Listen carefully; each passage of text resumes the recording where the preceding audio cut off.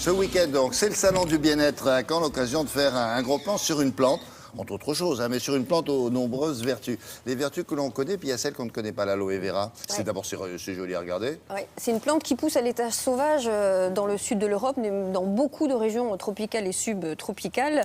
La plante la plus reconnue pour ses vertus, c'est l'aloe vera, parce qu'il y a plusieurs types d'aloès. Et bien, l'aloe vera, c'est celle qui a le plus de vertus. Et on le connaît depuis la nuit des temps. 5000 ans, on sait que déjà les onguents à base d'aloe, ça soignait les brûlures. Et bien, aujourd'hui, on sait que les vitamines qui sont contenues dans la pulpe d'aloe sont truffées de vitamines, de minéraux, 80 nutriments, vitamine A, vitamine B1, B2, etc. Il y a même du calcium et du chlore à l'intérieur, du fer, du zinc. En fait, c'est une mine d'or, l'aloe vera. Oui, mais enfin, ne la prenez pas comme ça. Hein. Il faut attendre qu'il y a des gens très bien qui la synthétisent. Alors, tout est dans la pulpe, en fait, d'aloe vera, qui est connue depuis très, très longtemps. Et on s'est rendu compte aujourd'hui que cette pulpe d'aloe permet de stimuler, en fait, nos défenses immunitaires et de lutter contre les micro-organismes qui nous dérangent au niveau intestinal. Peau, moi, eh bien justement, ce n'est plus du tout pour la peau. L'aloe vera, maintenant, ça peut se boire, ça peut s'ingérer, ça peut être consommé comme un aliment lambda. Alors, quels sont précisément les composants de l'aloe vera et surtout quels sont les mécanismes d'action de cette plante et de ses principes actifs? Un reportage.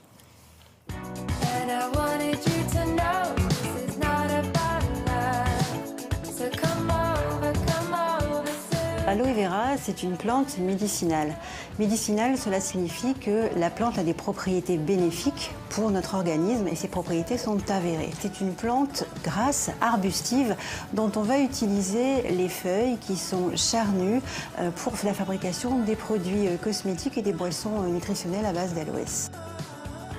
On utilise l'intérieur de la feuille. À l'intérieur de la feuille, on trouve un gel visqueux, assez épais, riche en eau, qui fabriquera après la pulpe pour l'utilisation quotidienne.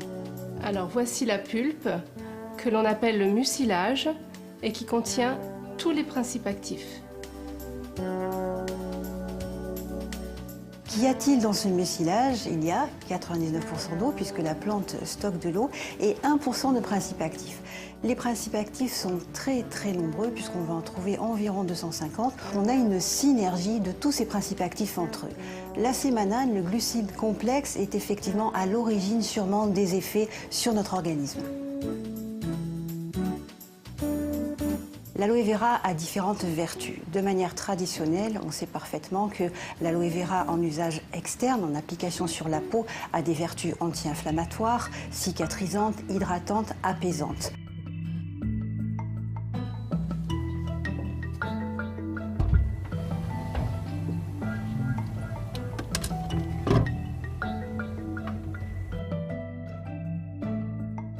En usage interne, nous avons certains résultats d'études cliniques qui sont intéressants et qui nous montrent par exemple que le syndrome du côlon irritable peut être apaisé par la prise quotidienne d'aloe vera.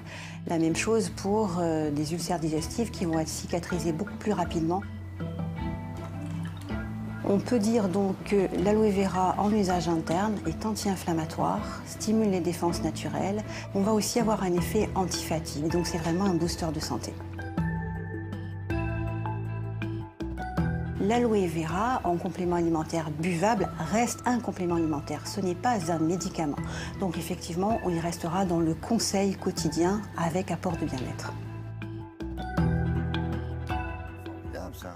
Magique. Alors, première remarque, à la télévision, vous avez vu, il y a des caméras dans les réfrigérateurs. Dans les réfrigérateurs, ça, il n'y a que chez nous qu'il y a ça. Et on trouve cette aloe vera sous la forme, j'allais dire, comestible. Buvable. À quel endroit? Buvable dans les magasins de diététique, dans les magasins de nutrition spécialisés. Évidemment, ça ne se trouve pas dans les grands magasins encore, mais avec le développement justement de cette boisson, avec la démocratisation justement de l'aloe vera comestible, on devrait en voir très, très prochainement dans les magasins ordinaires. C'est bon aussi pour les affections musculo-squelettiques comme l'arthrose, paraît-il, et le diabète et même l'asthme. Ça stimule en fait les défenses immunitaires. Donc voilà, à la place du petit jaune à 17h. Un petit jaune? Un petit jus d'aloe vera. Hein, c'est pas le même objet. Hein. Oui, mais nous on fait la promotion de la santé à la télé. Ah bon, pardon. Bah oui.